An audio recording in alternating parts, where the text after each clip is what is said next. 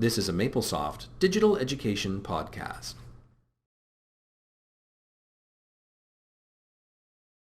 So online education in general, what do you think? Is it a good thing, bad thing? I think it's going that way whether we like it or not. It's crucial. It's the democratization in a way of education. It can make every student have equal access to.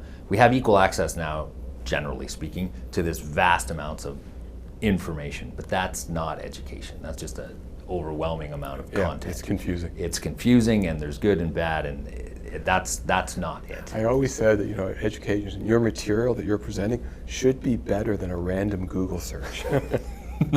Yes.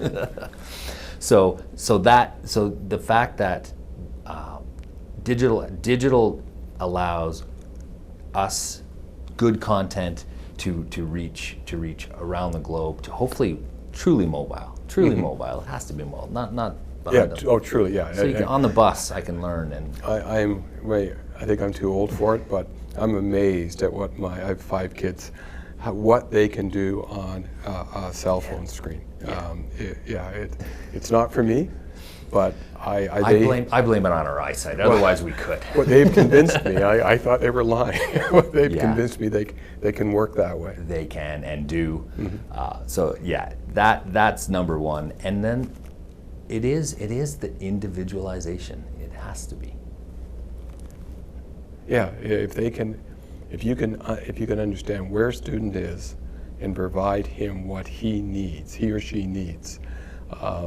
And then potentially, flag that they need one-on-one contact, and it's there. Or this group of kids are having the same kind of question. All of a sudden, they're linked together digitally, and they're like-minded in their pursuit. That natural collaboration, and I was quite honestly skeptical of just how much of a connection you could make online, digitally. And that was 5 years ago, and that's partly due to an old guy and partly just being a bit of a dotard. But now I think, you know what, it is very possible, and you can feel those relationships. Well, I know as we sort of roll out online education in different classrooms or universities, colleges around the world, it's not the students that are resisting. No. They're all over it. They like the concept of not going to a lecture and doing stuff from their dorm room, but they are connected via this. However, having said all that, I do think where the interesting distinction is that by and large we're finding students still want to be on campus.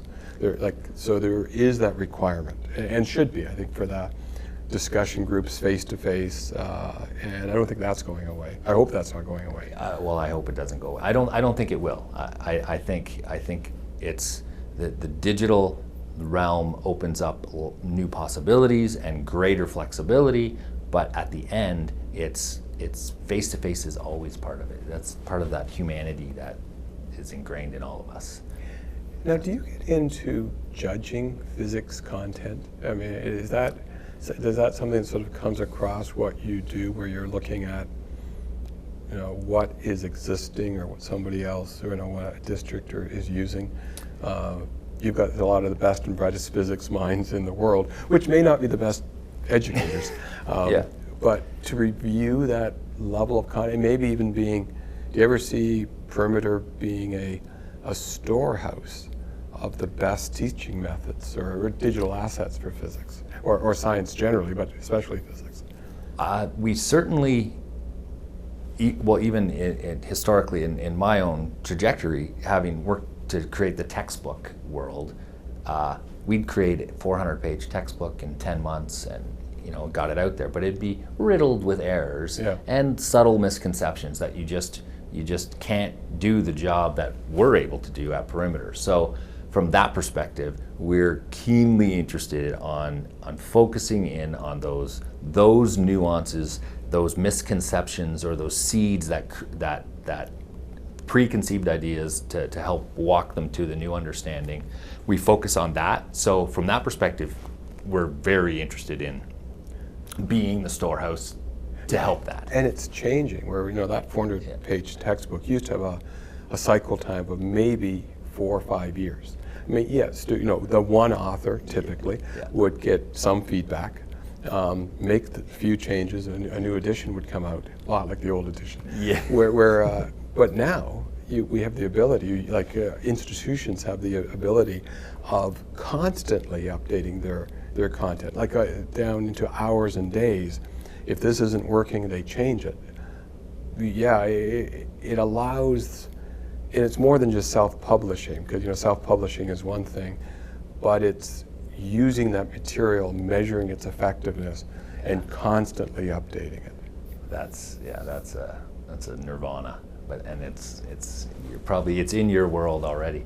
Our from Perimeter's perspective, back to the other point you made, the fact our resources are so well received, I think there's a few pieces. One is that we do have those scientists with the cutting edge, most accurate knowledge. Reputation is, nothing is higher, I don't think. It's there, so it's bulletproof that way. Mm-hmm. And then we have the luxury of working with a team of educators over an elongated amount of time to really wrestle with how we're going to share it with teachers.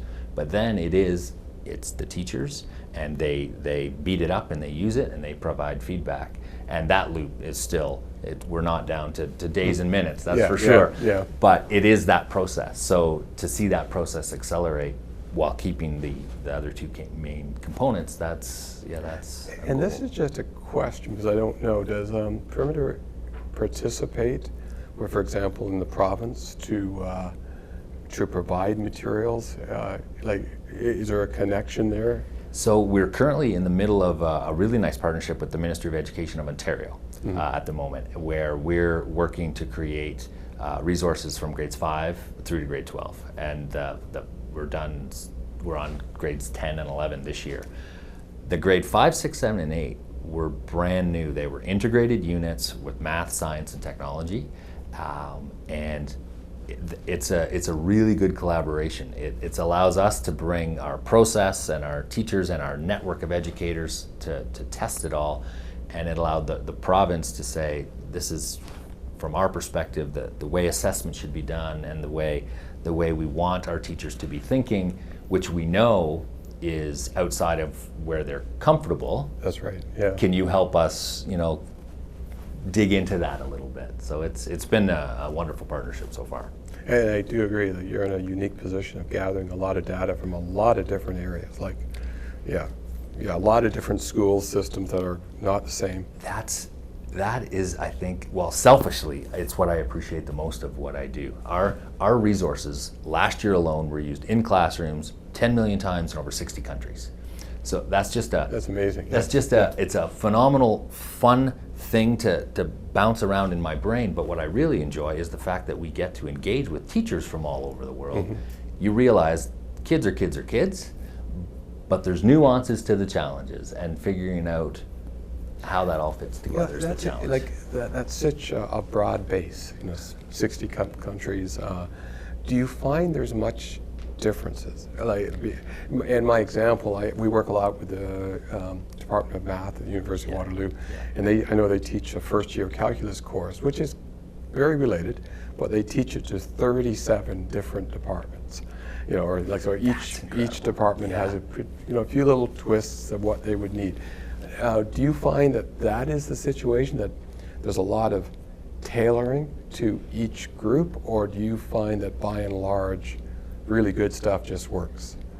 Oh, great question. I think a little of both, and I know that's a bit of a dodge. a dodge, but I don't intend it to be. Some things truly do just work. If it's that concept is delivered beautifully and the teachers can do it and they appreciate that mode, they'll use it.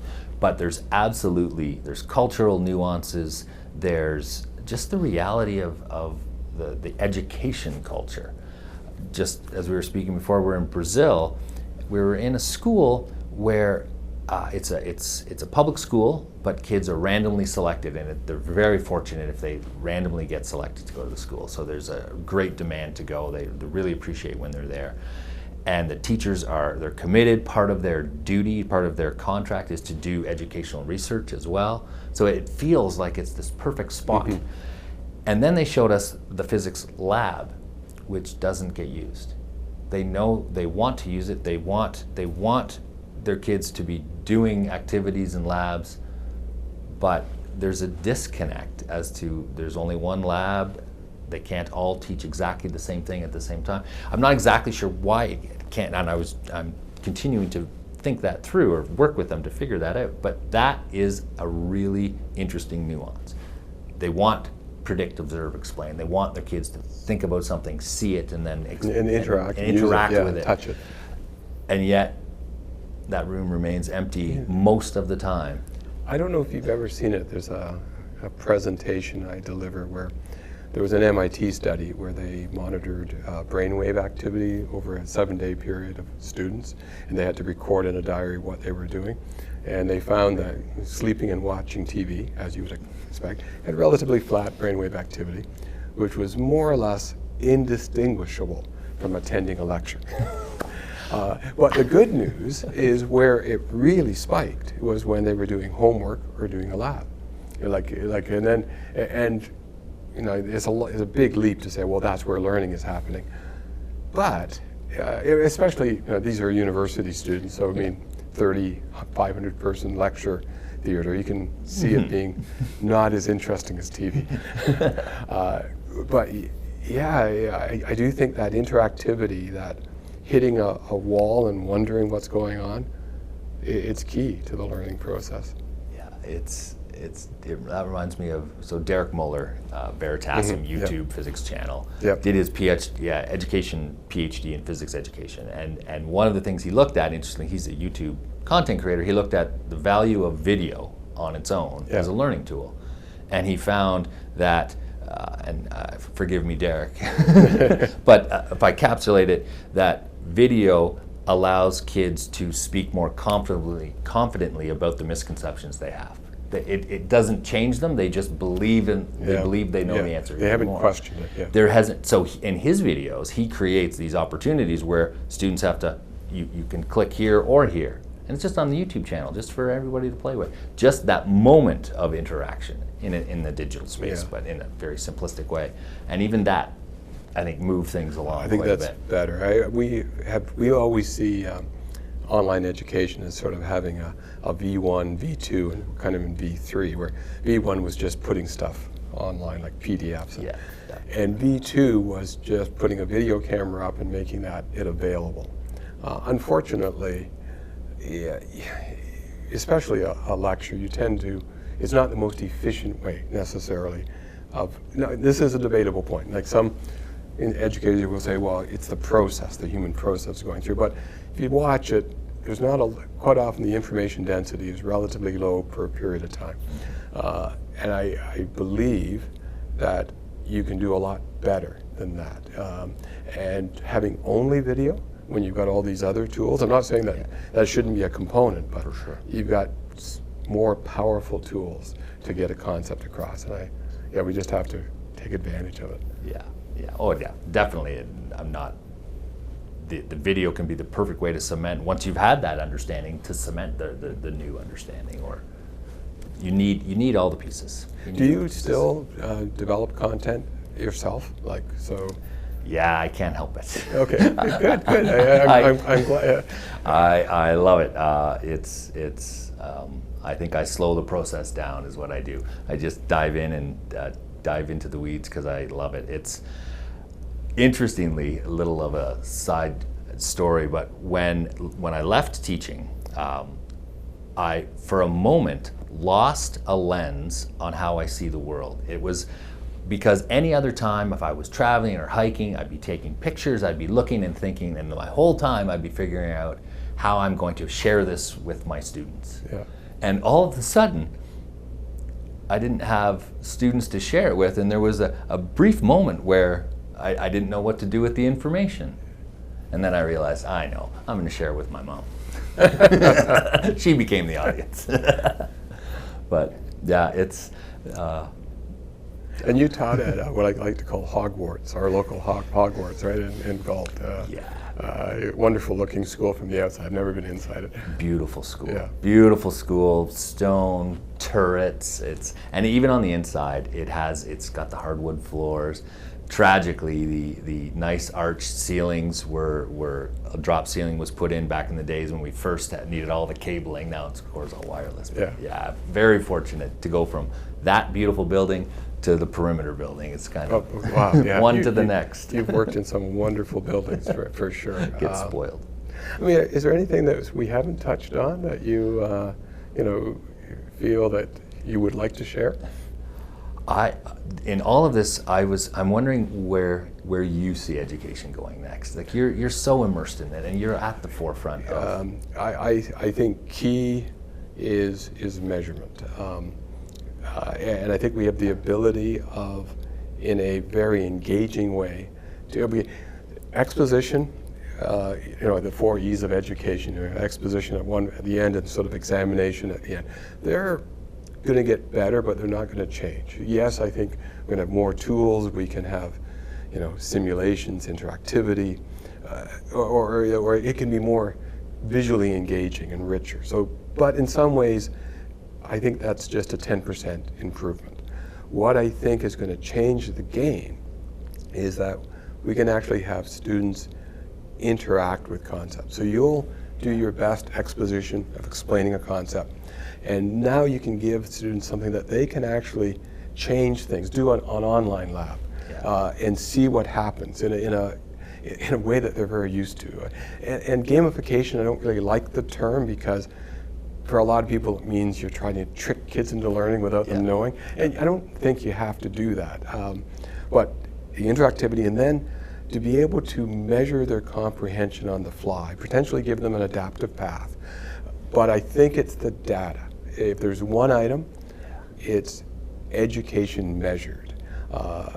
And it's been, I think, you could claim that since we invented textbooks, or even when we wrote in sand, it hasn't changed a great deal. You would have text, you would have someone lecturing it, people would be taking notes, eventually they'd be tested on it, but you didn't really know where they were in the process. And this might get me into trouble, but I've always hated, even from a teaching point of view, that great teachers get paid exactly the same as poor teachers. And there's lots of problems with teaching to a test, but if you could truly measure the effectiveness of education, it changes the game. It changes. You're reviewing 2 different policies, 2 different methods. Everyone has an opinion, and they debate them forever. But I believe in hard data. So if you can bring that measurement and hard data to education, I think that's going to change everything. And I think the school systems that embrace it will be able to offer a more engaging, truly a better educational experience, and they will be the winners. I actually see a bloodbath in the future, that there's going to be losers. And there's going to be a lot more material just available. And I think there's rumblings now, and you probably hear, is education worth it? Is it worth? And for STEM courses, the answer probably still is yes, but there's at least rumblings.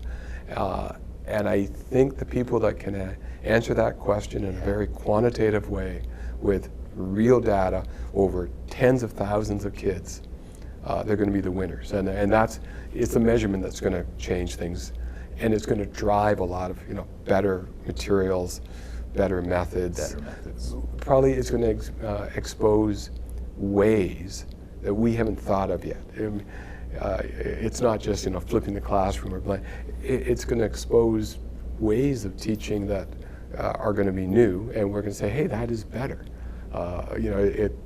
Kids are responding, but they're moving through it quickly. They're not hitting the learning breakdowns. So I think it'll wash through the system in the next decade, but it could be earth-shattering. And that's how I see it on the edge of a major change. That's really well articulated, and wow. Think of these tests that so the only assessment we really do, even globally, not Canada. Canada, we're not so bound by these big tests, but countries where there's that standardized test and that's the hurdle. That is the hurdle because there needs to be some method, some better measurement, right? Some way to measure. You're taking that, you're blowing it up, and you're providing that assessment through the whole process in a quantitative way that they'll still be able to accept and change their teaching. That is earth-shattering, and that will make the educational opportunity for so many more youth around this planet so much better. And I think, STEM is probably the easy one, right? Because we can ask questions, we can assess understanding, comprehension. I'm not saying it's impossible, for interpreting poetry, and not saying that that's not important. I'm just thinking that's actually the harder problem. But for us, like where we're focused, science, that's a well understood problem. No, it is, and you make me very optimistic. Okay, we'll see where it goes. Well, thank you very much for coming in. Always good to see you. Hopefully it won't be months until we talk next time. Yes, that would be good. Jim, it's a pleasure. Okay, Thank you. Thank you.